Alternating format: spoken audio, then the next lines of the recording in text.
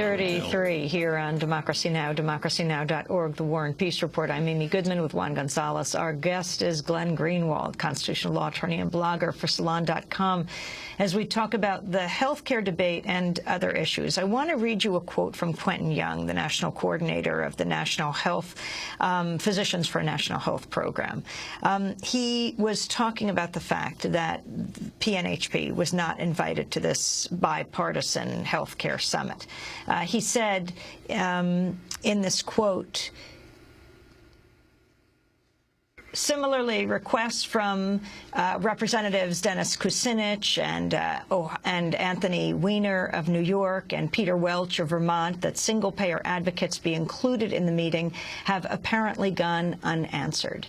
There is a lot of hoopla over this being bipartisan that isn't to be confused with representing different options. Well, first of all, one of the things that's most amazing is that single payer and the public option both poll infinitely better than the health care bill itself, than the Senate health care bill that the president is advocating. And despite that, what you see all the time when you talk about bipartisanship is shifting the terms of the debate onto essentially the right-wing playing field to accommodate Republican views, which basically means there should be no health care reform, and excluding views that are to the left of anything that is essentially a conservative idea. And so Anthony Weiner and Dennis Kucinich have both been two of the leading participants in the health care debate from the very start. But because they want to move the healthcare debate into the area that's actually popular, which is providing either single payer or at least a robust public option, they're excluded from the start. And this is the Democratic White House excluding anything to the left of conservative ideas in defining what the scope of the debate is. And of course, that's something that happens in issue after issue. Glenn, I wanted to ask you about the so-called Obama bill, because it's really not a bill. I mean, anyone who knows in Congress, the devil is in the details of the actual legislation. And what it is basically a set of proposals or concepts of how the Senate and the House bill could be reconciled. But it's not actually a bill that people can pour over and say, okay, this is really what you stand for. No, that's true. I mean, a real healthcare reform would be a stack of papers this high, and all of the proposals thus far have been in order to reform the healthcare system in the United States. You would actually need a bill that had many pages. The Obama proposal, which is really more accurate, as you suggest, is 11 pages long. Really what it's designed to do is to signal to the Republicans and to the media that the White House is receptive to doing healthcare reform along the lines of what the Republicans, or at least some Republicans, want in order to create the appearance of bipartisanship. But you're right, it's still not an effort on the part of the White House to play any active role in deciding or helping to determine what the health care bill ought to be. I wanted to turn to one of the pieces you've written about recently, and it has to do with the man Joe Stack, the man who drove a plane into the Austin IRS building, and how he has been described by the media. Well, if you look at the initial reaction of the media, and I mean not just initial in the couple of hours after, but for the several days after, there was an overt reluctance to call him a terrorist. In fact, there were discussions about whether or not he ought to be called a terrorist, and the media essentially said that this doesn't seem like terrorism. And explain what happened. Well, essentially, he wrote a manifesto that was that was anti-government. It wasn't purely right-wing or left-wing. He talked about how the pharmaceutical industry and the health insurance industry, for example, are gouging the middle class and below. He talked about how the government is stealing from the middle class and the lower middle class in order to pilfer profits and money and transfer money to their cronies on Wall Street. And he also talked a lot about the unfairness of the tax code and how it was written by and for the benefit of corporations. But he flew a plane into a building. Exactly. He burned his house down and then took a plane and flew it into the building, essentially modeling for a political purpose. For a political purpose, essentially modeling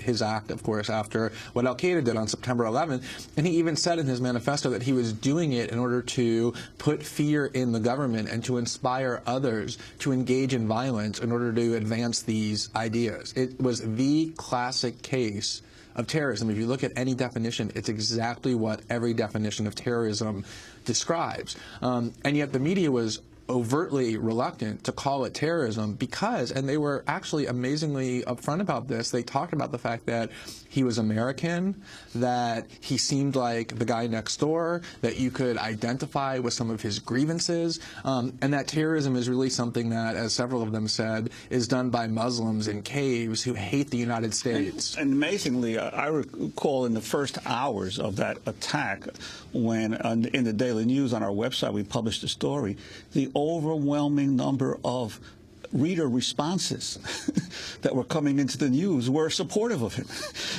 and saying this is. I remember I was stunned. I'm saying, how are people coming out and supporting this attack because it was aimed at the IRS, supposedly by an American? Well, that's right, and I think that we've seen this a long time. I mean, there has been a lot of violence carried out by domestic groups within the United States going back to the 1990s, of course, against abortion clinics. Timothy McVeigh was the ultimate one, the formation of militias, and you've seen all kinds of escalation in the rhetoric and violence of right-wing groups again who believe that the U.S. government is illegitimate and a justifiable target. Classic terrorism, and yet we're very reluctant to call it that. And yet at the same time, if you look at acts that clearly fall outside of the scope of terrorism, such as the attack on Fort Hood, which was an attack on a military base, unjustifiable and heinous as it was an attack on a military base deploying soldiers into a war zone. That was immediately branded terrorism because the perpetrator was Muslim and he said Allah Akbar while in the act. And we even have people in Afghanistan, in their own country, who, when they throw grenades or engage in other forms of warfare against the invading American army, are declared terrorists and put in Guantanamo. The word terrorist has really come to mean Muslims who dislike the United States. The internal Newsweek discussion? There was a discussion that Newsweek published. It was originally intended to be private, and they ended up publishing it, I think, because they thought it was so enlightening that the public would benefit from it, about why there was an aversion on their part and generally to calling Joe Stack a terrorist. And many of them, a couple of them said, look, this is a domestic terrorist and we should call him that. But many of them, the managing editor was the first to answer. What she said is, my rule of thumb is, if it's a domestic person or group, if it's a right-wing group, they're a separatist or a protester or a bomber. If it's a left-wing group, it's a radical left-wing protester. But it's a terrorist only if it's a foreign group engaging in violence protesting the United States. So in other words, in her mind, and many of them said similar things, that in order to be a terrorist, you have to be a foreigner. Americans could never possibly commit acts of terrorism by definition, who is protesting the United States, meaning a terrorist is somebody who dislikes or objects to something the U.S. government is doing. This is a journalist. These are journalists who are essentially propagandizing the public. Very quickly, the Justice Department report on John Yoo and Jay Bybee.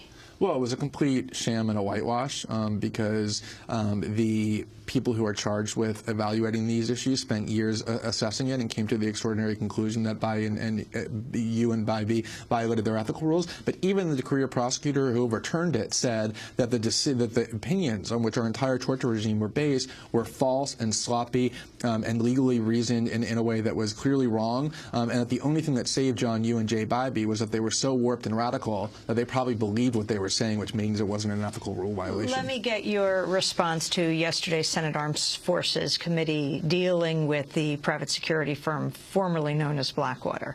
On the eve of the hearing, the committee released findings showing Blackwater seized hundreds of U.S.-supplied weapons intended for the Afghan army. It also came to light during the hearing that Blackwater has created many shell companies to make it easier to win contracts. This is Senator Claire McCaskill of Missouri questioning Fred Reutz, the executive vice president of contracts for the company now known as Z, that's XE.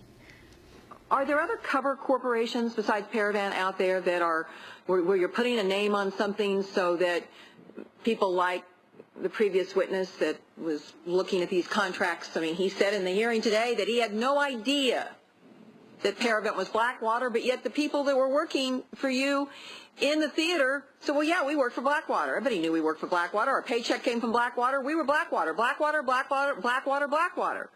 Paravan just appears to be a classic example of a cover corporation in order for the people who are doing the contract not to know who they were really contracting with.